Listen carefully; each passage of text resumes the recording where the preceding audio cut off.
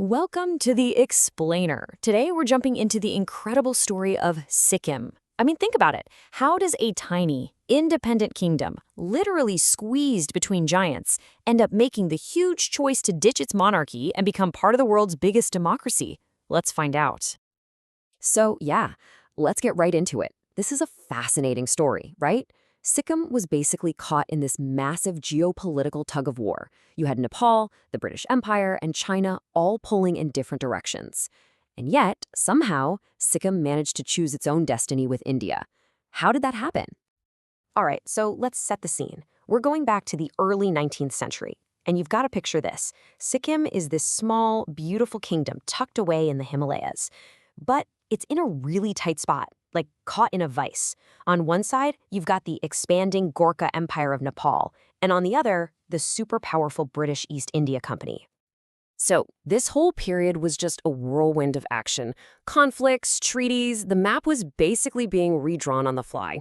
But out of all that chaos, there was one event, the Anglo-Nepal War, that was a total game changer. It completely altered Sikkim's fate and really set the stage for everything that happened over the next 100 years. Okay, now this is where things get really clever. It's a brilliant strategic play by the British. First, in 1816, they beat Nepal and take back the land that Sikkim had lost. But then, and this is the genius part, just 1 year later, they turn around and give that exact same land back to Sikkim. Boom! In one move, Britain looks like the good guy, this powerful protector, and they've just locked in a super important alliance with Sikkim's monarchy. But this alliance wasn't just about being nice. Not at all. For the British, Sikkim was a critical chess piece in what was called the Great Game. That's the big 19th century rivalry they had with Tsarist Russia for control of Central Asia. See, Sikkim was the key. It offered a direct trade route to Tibet, it was a buffer against any Russian moves from the north, and it helped them keep a nice, stable frontier for their Indian empire. Okay, so we're moving on. This partnership, which seemed so great at first, built on mutual interest, well, it started to go south pretty fast. And this is what really set Sikkim on a totally new path, one where its independence started to slowly slip away. So where did the first crack appear? You can trace it back to 1835. The British were looking for a nice, cool spot to escape the heat, a hill station, and they set their sights on Darjeeling. They got it, and in return, Sikkim got a pretty small annual payment of just 3,000 rupees. At the time, it might have seemed like a simple deal, but looking back, it was the first domino to fall in a long line of territorial concessions. And wow, this next slide really shows you how much the power dynamic had flipped. By 1849, any idea of an equal partnership was completely out the window.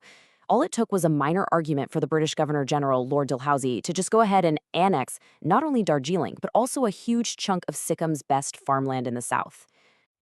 So all of this leads to Sikkim getting a new official status. It becomes a protectorate. So what does that actually mean? Well, basically, the local king, the Chogyal, he could still run things inside the country, internal affairs. But Britain?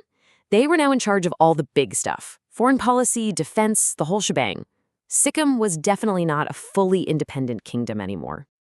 And this whole protectorate thing gets set in stone in 1890 with the Anglo-Chinese Agreement. But here's the really telling part. Take a look at who signed it. Britain and China. Where was Sikkim? Nowhere. They didn't even get a seat at the table. In fact, Tibet, whose border was a huge part of the deal, wasn't consulted either and refused to recognize it. You had two foreign empires just deciding Sikkim's fate for them.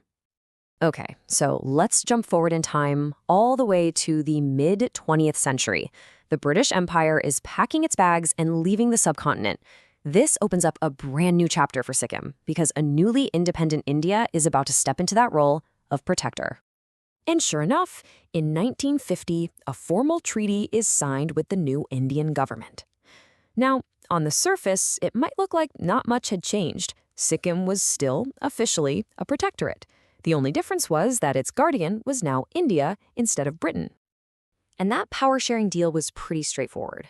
India would take care of everything on the outside. We're talking defense, diplomacy, communications. And the Chogyal, Sikkim's king, he was still in charge of everything happening on the inside. But here's the twist. While all this stuff was being worked out on the international stage, something really powerful was brewing inside Sikkim. A popular movement started to grow and fast. People were starting to see the monarchy as, a symbol of inequality, this old-fashioned feudal system, and they started demanding democratic reforms. All right, so let's talk about the final merger. This internal push for democracy, this was the real engine for change. It's what pushed Sikkim's journey into overdrive, leading to its ultimate political transformation. And from here, man, things moved at lightning speed. Seriously, look at this timeline. In 1973, you have huge protests that force major political reforms. A year later, in 74, they hold their first democratic elections, and the pro-integration party wins in a landslide. And then, by April of 75, that new assembly passes a game-changing resolution. They formally ask to merge with India. And this is so important. This wasn't just a backroom deal made by politicians. Nope. The final step was a referendum. They put it to the people. And the result? Overwhelming support for the merger. That gave the whole thing a clear, undeniable mandate straight from the people of Sikkim. So, with that clear backing from the people, the Indian parliament didn't waste any time.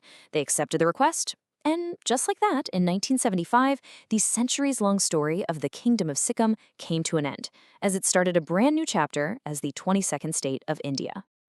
So, when you step back and look at it, Sikkim's journey is it's a remarkable story. It really shows how the will of the people can find a way to navigate these huge, powerful currents of geopolitics. And it leaves us with a really big question, doesn't it? In a world full of giants, what does it really mean for a small nation to choose its own destiny?